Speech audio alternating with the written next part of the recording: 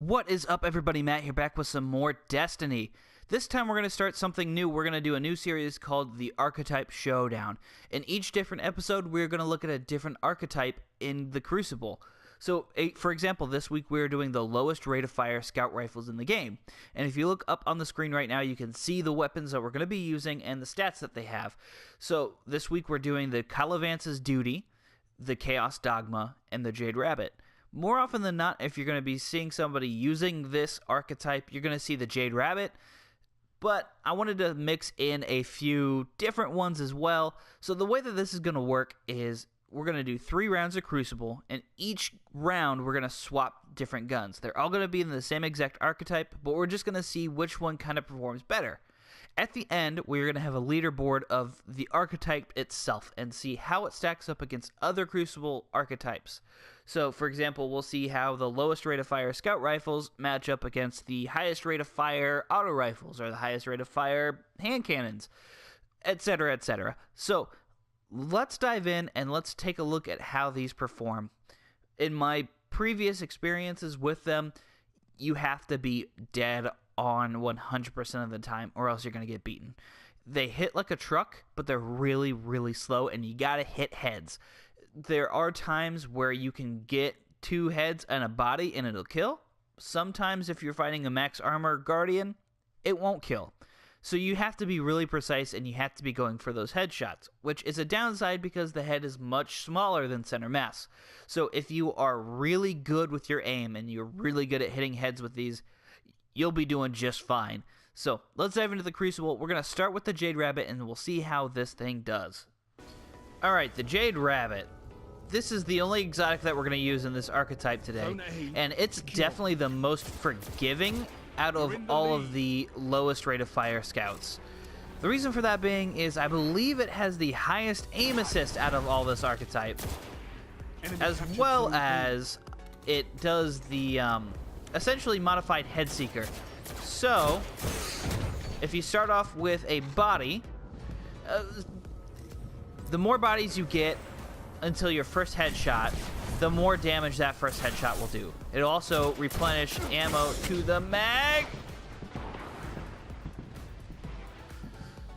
So the thing that really hinders all the other guns is, like I said in the intro, you have the potential of not getting kills if you do a head or 2 heads and a body. Half their team just left. Great. So this kind of negates that if you start with the body. Now, if you go head, body, you're still in a little bit of a rough boat there. There we go.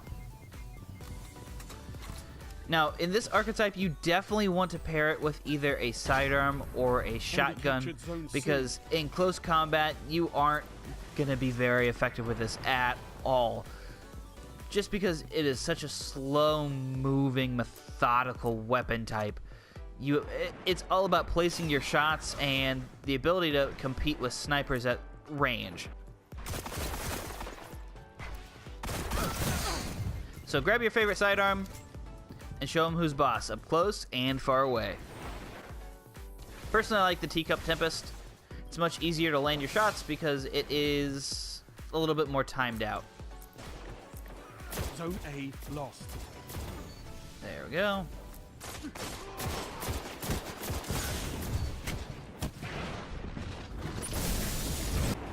So, fun fact, this gun was initially called the Fate of All Fools. Oh, he killed himself with a grenade, don't mind it.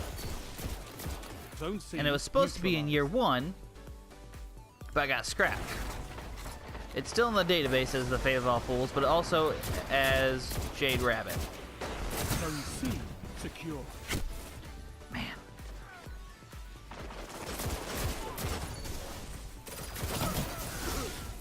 So I gotta be honest, I really want to like this archetype. I've always enjoyed the hard-hitting, but slow and precise gun types. But they're just so frustrating to use in this game because you have to be on 100% of the time, and even if you get the first shot and somebody turns around and starts hitting you with a quicker Really? Really? As I was saying, even if somebody turns around and starts pegging you with a palindrome, more often than not, the palindrome's going to win. Which frustrates me, because I want to be rewarded for my hits, and I'm going to waste it. Die. Got the knife kill. Oh, got him over the wall. Alright, so that wasn't particularly great. Found myself getting beat out by Trespasser an awful lot, and that's to be expected. This is supposed to be more of a, long range, compete with sniper sort of deal. I'm not looking forward to seeing what my KD is. I know it's not going to be great. Oh, even, I don't mind. That's better than what I was expecting with this. So, yeah, it's so methodical, you can't really do anything in close range. Alright, Chaos Dogma. Let's see how this bad boy treats Enemy us. captured Zone C. Zone A's captured. It's yours. So this one does have a little bit of an impact boost just because of the stats that I'm using on it. So it will hit just a touch harder. Still not hard enough to kill in 2 head, 1 body. Fantastic. Oh, I got him! Alright, so I gotta say, playing with a sliced open thumb is not the most fun thing in the whole wide world. Dumbhead me. I was trying to open a package of frozen chicken meat and slice open my thumb with a snake knife. Alright, so here's what I'm running into here. I'm getting 75 damage to the head and 50 to the body, which adds up to 200. I'm running into that same max armor titan who's got essentially 201 health. So he's beating me out with the Jade Rabbit, which he can do the haha! Fate of All Fools perk, so basically just taps me once in the body and then 2 heads, and it's game over for me. But I will steal that kill and not even feel bad about it. Wowzers.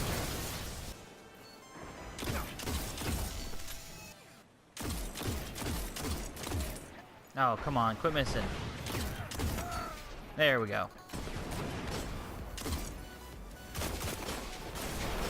5 minutes remaining. I'll snag that one. Clean that one up.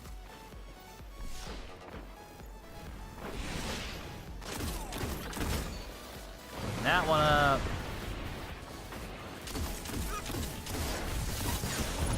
Oh, thank you. Whew.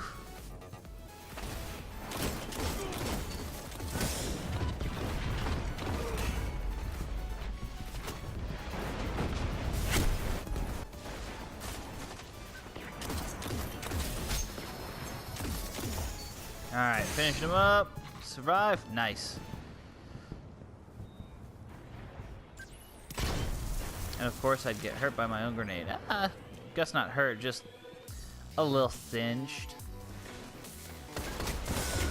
Yeah, no way I'm competing with a first curse or a last word at that range with this thing. One final push. There we go. Alright, so that's gonna do it with the Chaos Dogma. Fairly inconsistent, not nearly as consistent as the Jade Rabbit. So I'm not looking forward to this KD.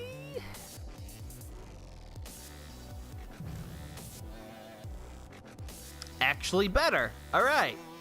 So let's go on to the Colovance's Duty and see how that one performs. Alright, Colovance's Duty.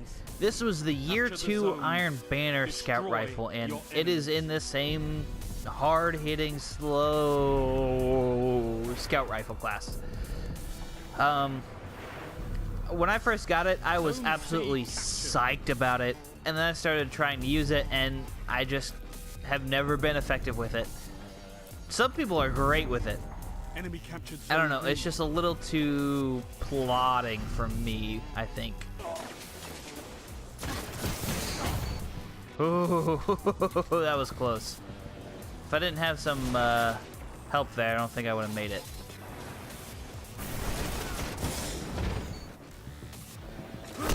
Dang it. So as you can see, I was hitting, well, maybe you saw. I was hitting 73 to the head, so Chaos Dogma with the little bit of impact boost that I had was doing 75 to the head, 50 to the body.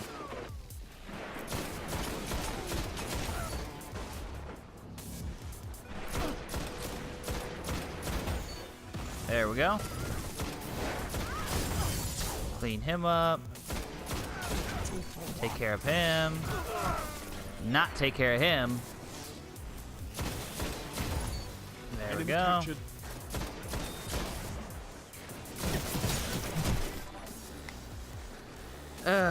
Yeah, there's no way to compete with sidearms with this thing at all. Period. Not a chance. Zone C.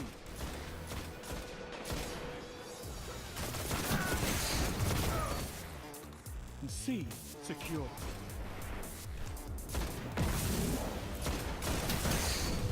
All right, got him.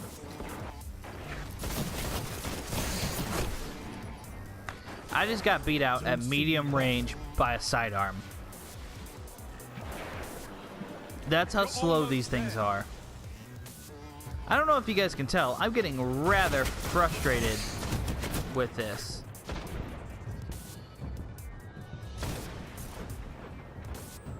Come on. Thank you. Zone C. You legitimately have to get all precision kills to do anything. All right, verdict time. Honestly, pretty frustrated. They are so slow, and you have to hit. If you're going to be effective at all, and if you want to guarantee a kill, you have to hit 3 headshots. Let's look at this in terms of the medium rate of fire hand cannons, the Palindromes and Nihilus Lunas. They are 1 headshot, 2 body shots. At optimal range, granted these have much, much higher optimal range than hand cannons do, but 3 headshots versus 1 and 2 bodies. If you get anything less than 3 headshots with these guns, they are going to be horribly inconsistent.